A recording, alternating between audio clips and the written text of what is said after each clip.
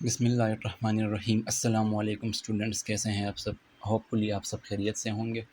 अच्छा students, last video में हमने क्वेश्चन नंबर 4 तक किया था, चैप्टर नंबर 6 जो है accounting for bills of exchange I com part 1 का। तो आज हमने वहाँ से आगे कंटिन्यू करना है, क्वेश्चन नंबर 5 को सॉल्व करना है।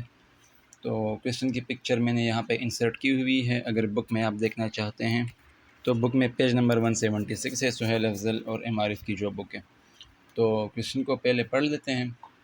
On 1 September 2015, A owes B a sum of rupees 3000. He gives him two acceptances for rupees 2200 and 2 months, and second for rupees 800 at 3 months. B endorses the first bill in the favor of his creditor C and sends the second bill to his bank for collection. Both the bills are honored by A on the due date. The bank charges rupees 20 as collection charges. Requirement इस question की है, give entries in the books of A and B. ठीक है जी, तो ए और B के journals हमने बनाने हैं। तो सबसे पहले on 1 September 2015 A owes B a sum of rupees 3000। A ने बी से 3000 रुपये कर्ज लिए हैं। He gives him two acceptances, one for rupees 2200 and at 2 months and the second for rupees 800 at 3 months। अच्छा जी, 3000 रुपये कर्ज लिया है और उसके अगेंस्ट दो बिल ड्रा किए हैं बी ने ए के अगेंस्ट। तो जो पहला बिल है वो है रुपीज़ 2200 का, और इसका जो टाइम पीरियड है वो है 2 months। तो पहला जो बिल है इसकी एंट्री हम करेंगे यहाँ पे 1 September 2015 को बी के जर्नल में bill receivable account to A account.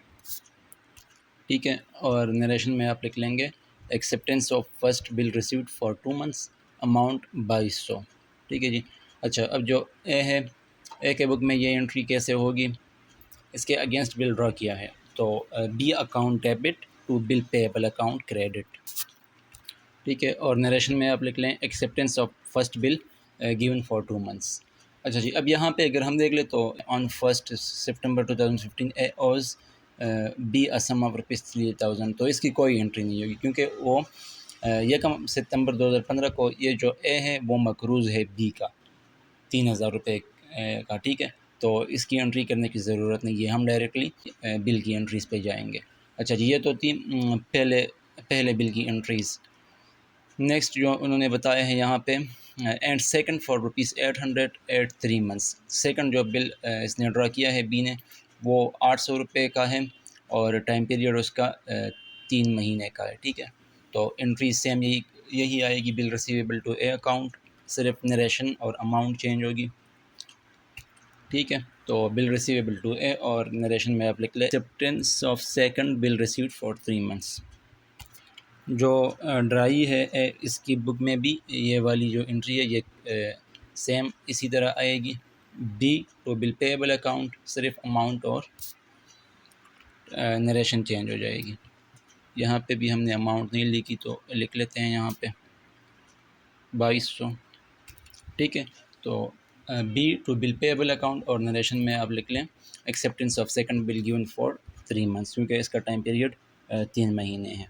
अच्छा, नेक्स्ट आगे उन्होंने क्या बताया है, B endorse the first bill in the favour of his creditor C. ठीक है जी, जो फर्स्ट बिल बी ने ऑर्डर किया था वो उसने इंडोर्स किया है, उसका जो क्रेडिटर था सी, उसके फेवर में पहले के कुछ पैसे देने थे बी ने सी को, जो कि एक थर्ड पार्टी है, जिसमें उसने वो बिल इंडोर्स किया है और अपना अकाउंट सेटल करवाया है। तो बिल जब इंडोर्स करते हैं तो बिल रिसीवेबल इससे जा रहा है तो बिल रिसीवेबल अकाउंट क्रेडिट हो जाएगा, और सी को चूँकि पेमेंट कर रहा है तो सी अकाउंट डेबिट। तो एंट्री यहाँ पे बनेगी C account to bill receivable account, और नरेशन में आ जाएगा first bill endorsed in favour of C. ठीक है, ये भी इसी डेट को किया है। अच्छा जी, अब ये वाली जो एंट्री है ये सी की बुक में भी होगी, लेकिन सी की बुक सी का जर्नल चूँकि अब यहाँ पे हमने नहीं बनाना तो इसलिए इसको हम सिर्फ यहाँ बी के जर्नल में ही करेंगे। अच्छा जी, नेक्स्ट उन्होंने क्या बताया है, the first bill in favour of C, और जो सेकंड बिल है send the second bill and send the second bill to his bank for collection. जो सेकंड बिल था, जो जिसकी अमाउंट 800 रुपये थी, उसको अभी ने बैंक को भेजा है फॉर कलेक्शन, पेमेंट रिसीव करने के लिए। अच्छा जी, तो जब बिल सेंड करता है बैंक फॉर कलेक्शन, तो एंट्री क्या होती है, bank for collection account debit हो जाएगा और बिल रिसीवेबल अकाउंट क्रेडिट। ठीक है जी, और अमाउंट यहाँ पे आएगी 800। ठीक है जी, तो नरेशन में आप लिख लें bill send to bank for collection. Bank for collection की एंट्री बैंक के जर्नल में नहीं होती। जब बिल उसके पास जाता है तो इसकी कोई एंट्री उसके पास नहीं होती। अच्छा जी, नेक्स्ट उन्होंने बताया है कि both the bills are honored by a on the due date. The bank charges ₹20 as collection charges. दोनों बिल्स अपने ड्यू डेट पे हो गए हैं और ₹20 बैंक ने अपने चार्जेस चार्ज किए हैं। तो अब ए ने पेमेंट की है दोनों बिलों की, क्योंकि पेमेंट ए ने ही करनी थी, ये ड्राई है। तो इसकी बुक में क्या एंट्री होगी, जो पहला बिल था उसकी अमाउंट थी 2200। तो bill payable account debit to cash 2200 पहला जो बिल था। ठीक है, तो बिल पेएबल टू कैश और नरेशन में आ जाएगा amount of first bill paid. ठीक है जी, जो कि 2200 रुपये थी। और सेकंड बिल की जब पेमेंट करेंगे तो एंट्री यही सेम रहेगी, बिल पेएबल टू कैश और अमाउंट यहाँ पे आ जाएगा 800 और नरेशन में आ जाएगा amount of second bill paid.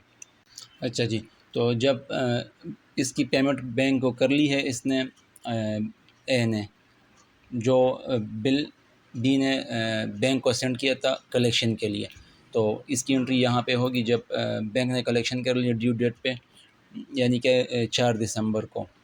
तो यहाँ पे हमारे पास आ जाएगा bank account debit to bank for collection account credit.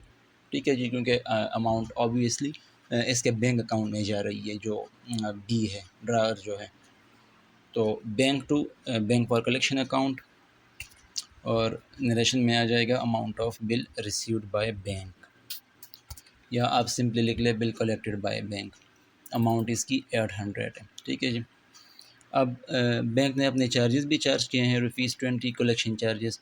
तो ये भी जो ड्रावर है इसके लिए एक्सपेंस है और जो बैंक है उसके लिए रेवेन्यू है। तो यहाँ पे जो ड्रावर है इसकी बुक में इसकी एंट्री होगी bank charges account debit to bank account credit, क्योंकि वो बैंक से ही डिडक्ट हो रहे हैं। ठीक है जी, और नरेशन में आप लिख लें collection charges charge by bank. तो इसके साथ ही यह क्वेश्चन हमारा कंप्लीट हो गया।